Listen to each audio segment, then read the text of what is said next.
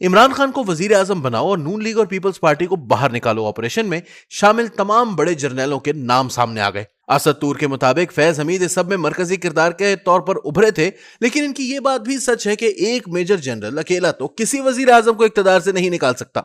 सहाफी असद तूर ने YouTube channel पर अपने वीलॉग में कहा कि फौज 2010-11 से एक प्रोजेक्ट पर काम कर रही थी जिसका मकसद था नवाज शरीफ और आसिफ जरदारी को हटाओ और इमरान खान को लाओ।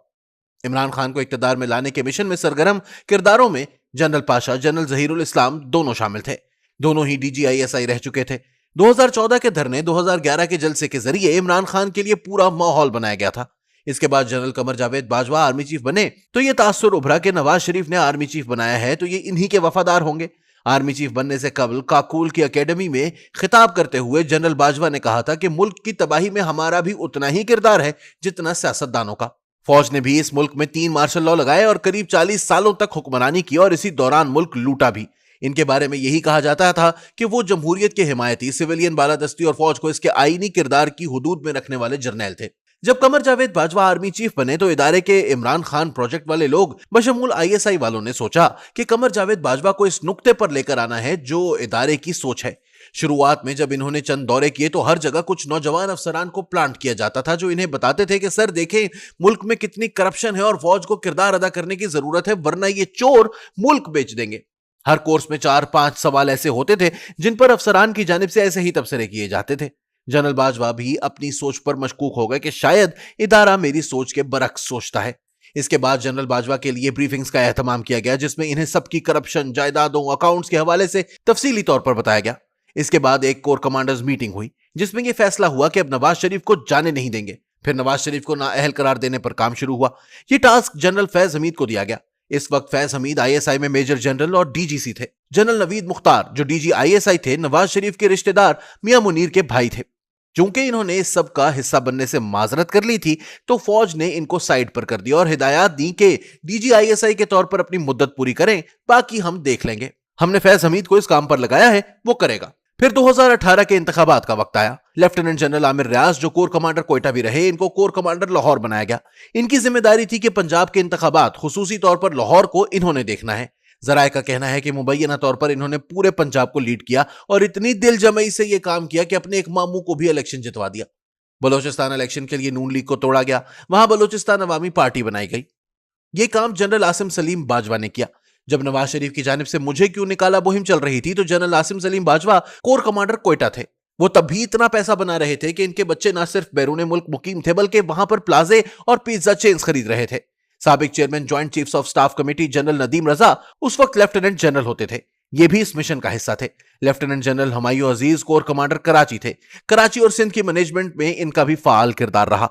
साबिक DG ISPR और मौजूदा corps commander Quetta lieutenant general Asif Ghafoor भी सरगर्म तरीन किरदारों में से एक थे। इन्होंने इमरान खान के इक्तदार में आने के बाद मीडिया के लोगों से मुलाकातें की और हिदायत की कि पहले 6 माह मुस्बत खबरें दें, फिर देखें मुल्क कैसे तरक्की करता है। मैंने हर लेवल पे एंकर से, मालकान से, सबसे एंगेज किया है।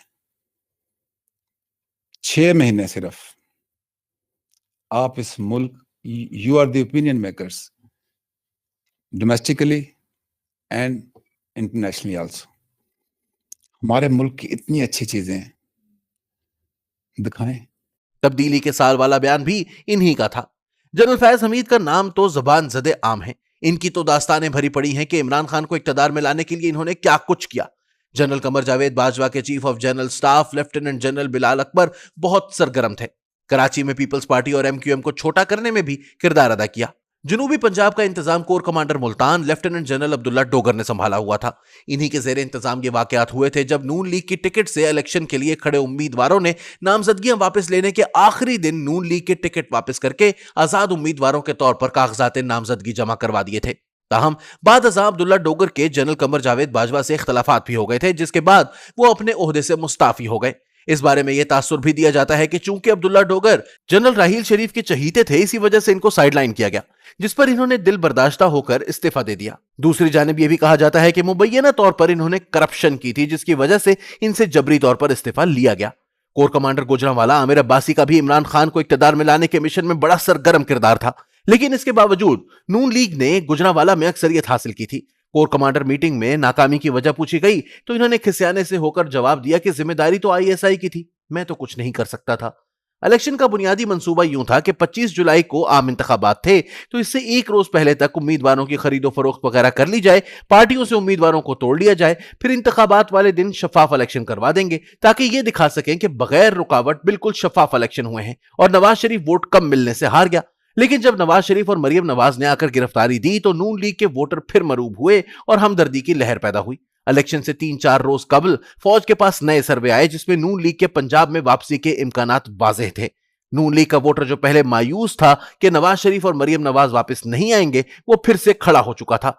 तब यह फैसला किया गया कि इलेक्शन वाले दिन भी मैनेजमेंट की जाएगी। इलेक्शन के बाद पोलिंग एजेंट्स को उठाकर बाहर फेंक दिया जाएगा, वोट काउंट तक रिजल्ट ट्रांसमिशन सिस्टम वगैरह को बंद किया जाएगा और पीटीआई को अक्सरियत दिलवाई जाएगी। यूं पाकिस्तान की तारीख के बदनाम तरीन इंतखाबात में से एक में से मन मर्जी नताइज निकाले गए, जिसका खमियाजा मुल्क आज भी भुगत रहा।